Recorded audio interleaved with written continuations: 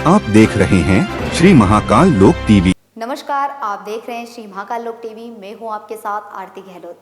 आइए नजर डालते हैं देश दुनिया की तमाम बड़ी खबरों पर। विधानसभा में संतों को टिकट नहीं देने से संत नाराज है। चुनाव को लेकर उज्जैन में संतों ने भाजपा के खिलाफ हुंकार भरी। हम लोगों ने अपना घर छोड़ा, बीवी बच्चे छोड़े, परिवार छोड़ा, माता पिता छोड़े, तो हम किस पार्टी के होंगे? जब हम अपने घर के नहीं हुए तो वो किसके होंगे?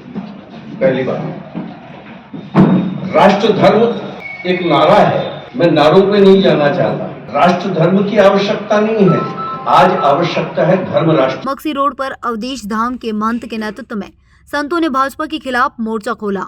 उज्जैन उत्तर और दक्षिण विधानसभा सीट पर निर्दलीय चुनाव लड़ने का संतों ने ऐलान किया। टिकट के लिए आप किस नेता से बात हुई थी? बीजेपी को उन्होंने आपको मना कर दिया संतों को चुनाव मना नहीं कर दिया। नहीं, पत्र लिखने के अलावा संगठन के स्तर पर मेरा नाम गया था। नाम पर्सनली किसी को बताए नहीं जाते। संगठन का ऐसा अपना एक मामला रहता है, उसकी वो अपनी गोपनीयता है, उसकी गरिमा है, हम उसको छेड़ना नहीं चाहते। ये हम छिछोलापन करना नहीं चाहते, लेकिन संगठन स्तर पर हमारा नाम गया, राइट, संघ से भी और भाजपा से। भाजपा की सदस्यता से इस्तीफा देंगे क्या? नहीं, कोई भाजपा की सदस्यता से इस्तीफा देने की कोई बात नहीं। जैसे जैसे विधानसभा चुनाव में नामांकन दाखिल करने की अंतिम तिथि नजदीक आ रही है, दावेदार अपनी दावेदारी पूरी ताकत से कर रहे हैं। जहां एक और कांग्रेस ने प्रदेश में अपने 4 टिकट बदल दिए हैं, तो वहीं अब भाजपा से टिकट बदलाव के लिए संतों ने हुंकार भरी। मक्सी रोड पर व्यक्तिगत रूप में भी मेरी संतों से चर्चा हुई है। हम संत दोनों सीट से, दक्षिण और उत्तर दोनों सीट से चुनाव लड़ने के लिए निर्दलीय चुनाव, हम कांग्रेस से चुनाव नहीं लड़ेंगे। कांग्रेस तो बाद लड़ा दे, लेकिन नहीं, हम किसी पार्टी से चुनाव नहीं लड़ेंगे, क्योंकि हम भाजपा के सिद्धांत को मानते, याद रखना।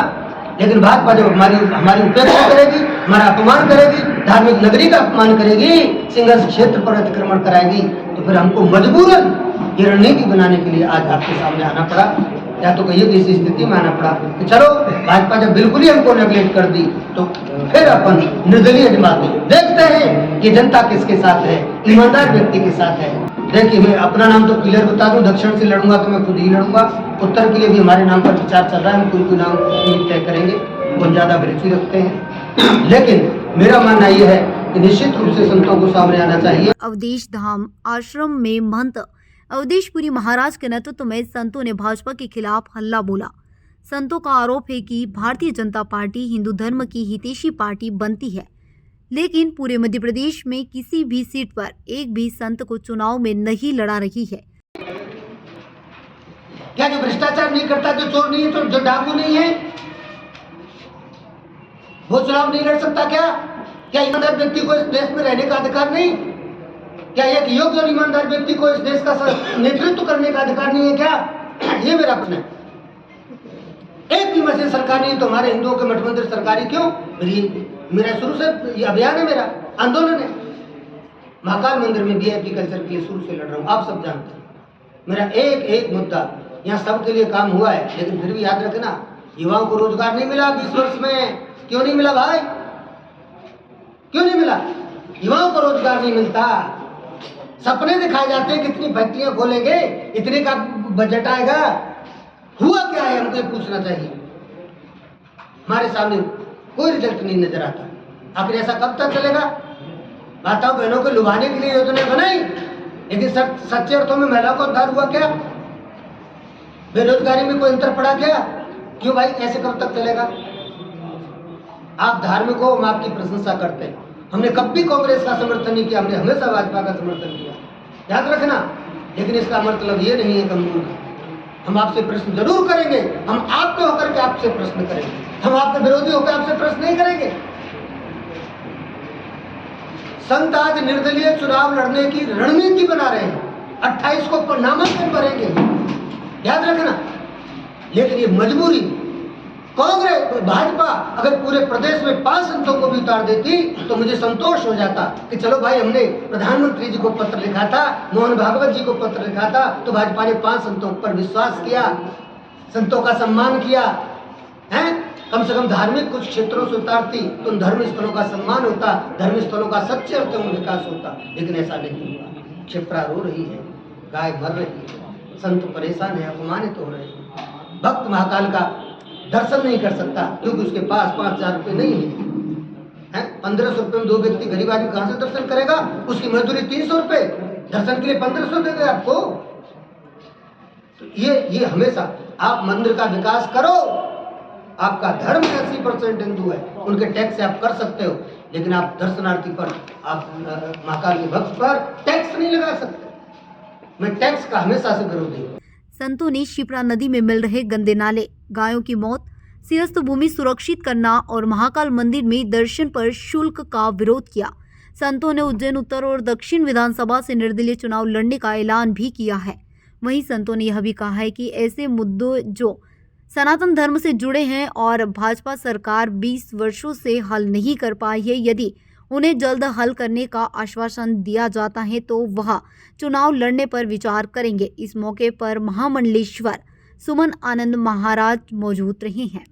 संस्कृत बोर्ड ने, मध्य प्रदेश संस्कृत बोर्ड ने मध्य प्रदेश में संस्कृत भाषा को खत्म कर दिया। कॉलोनाइजर को नहीं कहा जाता, सारी गंदगी छिपरा में, 15 नाले 14 नाले सब छिपरा में।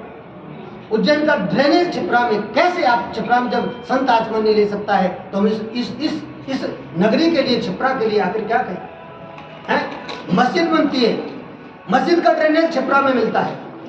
भाजपा के शासनकाल में रामघाट पर मस्जिद बनती है, क्यों भाई? मुसलमानों के बच्चों को छात्रवृत्ति दी जाती है। मध्य प्रदेश में संस्कृत बोर्ड ने, मध्य प्रदेश संस्कृत बोर्ड ने मध्य प्रदेश में संस्कृत भाषा को खत्म कर दिया। 4 वेद में से 3 वेद एकदम हटा दी। संस्कृत का व्याकरण पढ़ाया नहीं जाता। संस्कृत के विद्यार्थियों को, गरीब विद्यार्थियों को, उनके माँ बाप बेचारे जो प्राइवेट संस्कृत विद्यालय चलाते हैं, जैसे हमारे महाराज जी पास में बैठे, आप प्राइवेट संस्कृत विद्यालय चलाते हैं, आपके यहाँ बच्चे हैं गरीब गरीब घरों से आते हैं, उनके गरीब माँ बाप महाराज जी से कहते हैं हमसे 20,000 रुपये ले लो, 25,000 ले लो, महाराज जी एक वर्ष हमारे बच्चों को पढ़ा दो। अभी बेचारे संत 20,000 बच्चों को पढ़ाएंगे, शासन से नहीं बनता कि 3,000 रुपये महीने छात्रवृत्ति देते संस्कृत के विद्यार्थी को। है सबके लिए योजना है, लेकिन संस्कृत के विद्यार्थी के लिए योजना नहीं है। संतों की चिकित्सा के लिए अब संतों का क्यों नहीं बना सकते कार्ड? है आयुष्मान योजना में सबके लिए, 1 मिनट और बोलूं फिर आप बोलो। आयुष्मान योजना में सबके लिए व्यवस्था है। मैं तो भाजपा से पूछना चाहता हूँ, संतों के लिए आपने क्या व्यवस्था दी? उनकी यात्रा भी फ्री आप नहीं कर पाए। वृद्धों को यात्रा करा रहे हैं, लेकिन संतों के लिए कुछ नहीं। आपने क्या मान लिया कि सभी संत धनाढ्य हैं? आपने मान लिया कि सभी संतों के पास आश्रम है? संत आश्रम बनाता है तो संत पानी का भी बिल देता है, बिजली का भी बिल देता है, सबका टैक्स देगा। संत के लिए कोई रियायत नहीं। और संत जब राजनीति में आता है तो कहते हैं कि संतों को राजनीति नहीं करनी चाहिए। क्यों? संत राजनीति करेगा?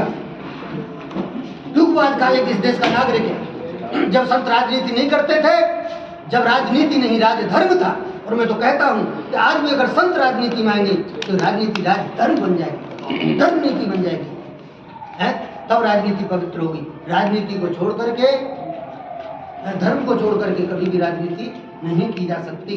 क्या? लेकिन महाकाल मंदिर में दर्शन पर टैक्स की मैं निंदा करूंगा, हमेशा से करता हूं, आज भी हमेशा करता रहूंगा जब तक रहेगा। संत लाइन में लगते हैं, संतों को धुतकार दिया जाता है, संतों को फटकार दिया जाता है, रोज अपमानित किया जाता है, और नेताओं की आरती उतारी जाती है, उनका सम्मान किया जाता है। जो भगवान का सम्मान करने के लिए आया है, जो भगवान का दर्शन करने के लिए आया है, आप उसका सम्मान कर रहे हो। क्यों? जरूरी है क्या कि आप नेताओं को सम्मान करें? संतों को लाइन में लगाएं, संतों को दर्शन भी न करने दें, संतों को गर्भगृह में प्रवेश न करने दें। इन संतों की आत्मा रोती है।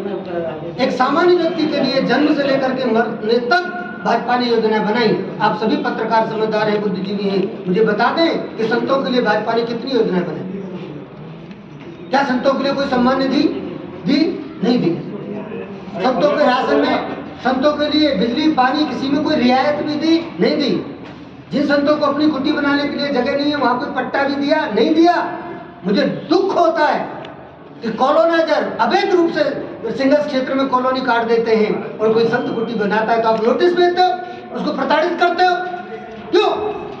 ये मेरा प्रश्न है। सिंगस क्षेत्र संतों की जमीन है, वो आप कॉलोनी काटोगे लेकिन संतों को आश्रम नहीं बनाने दोगे। मुझे खेद है कि मां शिप्रा के किनारे जो 200 मीटर है, एनजीटी कहती है कि 200 मीटर ग्रीन बेल्ट होनी चाहिए, लेकिन उस 200 मीटर की बजाय आप उसको 100 मीटर कर देते हो। जहाँ शिप्रा के किनारे बड़े बड़े पेड़ लगने चाहिए थे, जिनकी जड़ें गहरी जाती हैं, कुछ जिनकी जड़ें कम जाती है ऐसे भी पेड़ लगाते 1 किलोमीटर के दायरे में, तो मैं समझता हूँ कि क्षिप्रा प्रवाहमान हो जाती। लेकिन आपने नहीं किया, आपने तो मुक्त कर दिया। क्या कॉलोनियां बनाओ, क्षिप्रा के किनारे कॉलोनियां 20 वर्ष में बसाई है, तो इसका दोषी कौन? संत लाइन में लगते हैं, संतों को धुतकार दिया जाता है, संतों को फटकार दिया जाता है, रोज अपमानित किया जाता है, और नेताओं की आरती उतारी जाती है, उनका सम्मान किया जाता है। जो भगवान का सम्मान करने के लिए आया है, जो भगवान का दर्शन करने के लिए आया है, आप उसका सम्मान कर रहे हो। क्यों जरूरी है क्या कि आप नेताओं का सम्मान करें? इस नगर का विकास भी नहीं होगा। उज्जैन का विकास कहीं से होता है तो सिंहस्थ से होता है। अगर भाजपा 20 वर्ष के शासन काल में है तो गौ माता क्यों मर रही है? गौ माता दर दर क्यों भटक रही है? गौ माता सड़कों पर क्यों बैठी है? 20 वर्ष से आप सरकार चला रहे हो, धार्मिक हो, जवाब दो उनको। गौ माता दुखी क्यों है? जब हजारों करोड़ की योजना बन गई तो क्षिप्रा मैली क्यों? ये मेरा प्रश्न है। क्या योजना केवल कमीशन के लिए बनाई जाती है? क्षिप्रा की गंदगी को साफ नहीं करना क्या? ये मेरा प्रश्न है। दूसरे मैं पूछना चाहता हूं कि 20 साल से भाजपा अगर शासन कर रही है, ये आप सबके लिए भी बहुत महत्वपूर्ण चीज है। 20 साल से भाजपा शासन कर रही है, तो 20 साल में एक बार भी किसी संत को इस धार्मिक नगरी का नेतृत्व क्यों नहीं दिया? संतों से डर लगता है। कॉलोनाइजरों को टिकट दोगे जो सिंगल्स क्षेत्र में ही कॉलोनी काटेंगे, और फिर आपसे टिकट लेंगे, फिर सिंगल्स क्षेत्र में कॉलोनी काटेंगे, और हम धार्मिक, ये कब तक चलेगा? प्राइवेट हॉस्पिटल इस उज्जैन में बनते हैं, लेकिन सरकारी हॉस्पिटल में मरीज सामान्य सुविधाओं के लिए जूझते, प्राण छोड़ते, उनको सामान्य छोटी छोटी सुविधाएं नहीं मिल पाती। आज तक 20 वर्ष में सरकारी हॉस्पिटल का उद्धार क्यों नहीं हुआ भाजपा से? मेरी ये शिकायत क्यों नहीं हुआ? एजुकेशन की हम बात करें, भगवान कृष्ण की नगरी है, भगवान कृष्ण की नगरी में शांतिपनी आश्रम में सरकार रेस्टोरेंट बना रही है। कल्पना करिए, या यूनिवर्सिटी बननी चाहिए थी जिस स्थान पर पूरे विश्व को संदेश देना चाहिए था भगवान कृष्ण की शिक्षा स्थली से, वहां रेस्टोरेंट बन रहा है। ये दुर्भाग्य नहीं है क्या?